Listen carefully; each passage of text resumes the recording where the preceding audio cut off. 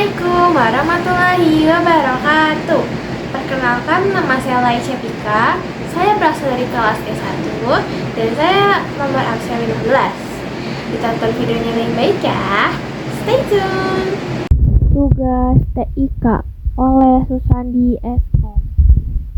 Dampak sosial informatika yang akan dibahas: pertama, sejarah perkembangan komputer; dua, aspek ekonomi dan hukum produk informatika; ketiga, informatika untuk masa depan; empat, karir dan studi lanjut di bidang informatika. Sejarah perkembangan komputer.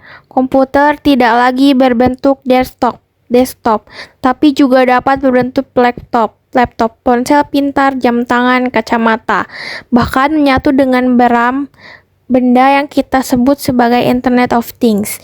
Komputer adalah alat yang dipakai untuk mengolah data menurut perintah yang telah diprogram. Kata komputer semula dipergunakan untuk menggambarkan orang yang pekerjaannya melakukan perhitungan aritmetika dengan atau tanpa alat bantu, tetapi arti kata ini kemudian dipindahkan kepada mesin itu sendiri.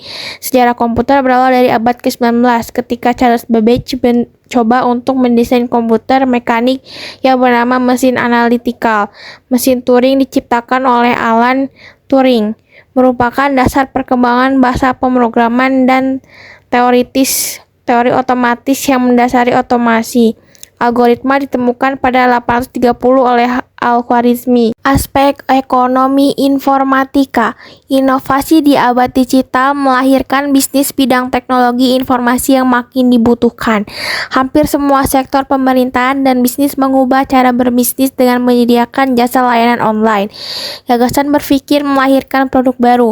Hasil pemikiran itu perlu dilindungi dengan hak kekayaan intelektual. Hasil kreasi dari berpikir tidak menimbulkan inovasi. Jika diwujudkan, dapat menjadi produk-produk yang bernilai bagi masyarakat dan bernilai bagi ekonomi serta mengangkat martabat bangsa.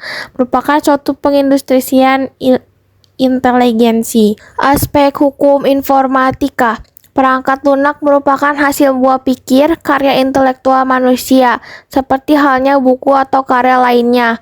Oleh karena itu, perangkat lunak harus dihargai sebagai salah satu hak kekayaan intelektual.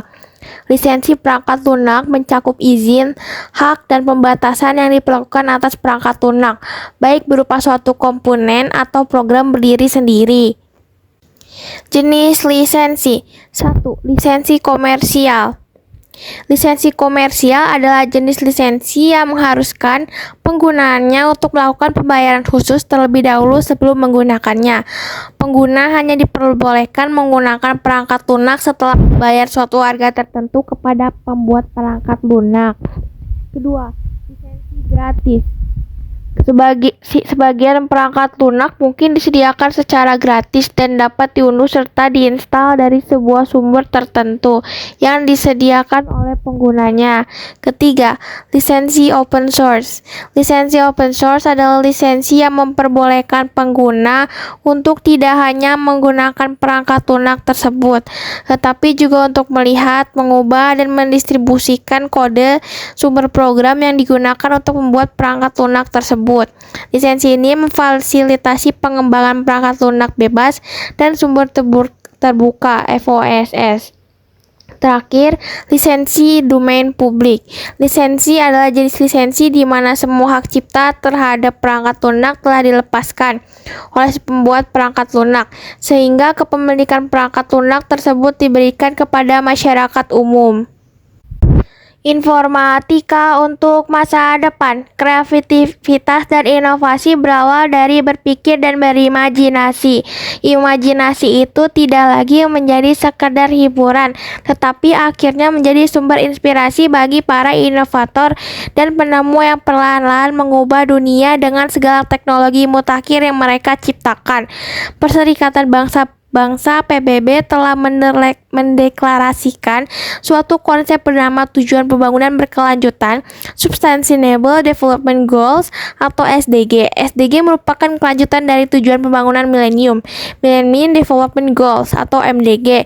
Selain gagasan SDG, masyarakat saat ini telah mengalami kemajuan dengan adanya gagasan Society 5.0 yang didefinisikan sebagai sebuah masyarakat yang berpusat pada manusia yang menyeimbangkan kemajuan ekonomi dan resolusi masalah sosial.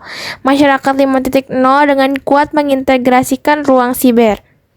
Karir di bidang informatika, adopsi sebuah teknologi baru di dunia industri dan membutuhkan posisi-posisi baru. Pada saat perusahaan mulai mengadopsi sistem informasi untuk membantu pekerjaan mereka, mereka membuka posisi yang terkait dengan rekayasa perangkat lunak, misalnya posisi analisis sistem, pemrograman, dan rekayasa basis data. Kemudian, isu keamanan siber meningkat sehingga banyak posisi di bidang analisis keamanan siber, cyber security, menjadi banyak ditawarkan. Studi lanjut di bidang informatika. Disiplin ilmu informatika adalah disiplin ilmu sains formal yang lahir dari bidang matematika sebagai konsep formal dan teknik elektro sebagai elemen perangkat keras.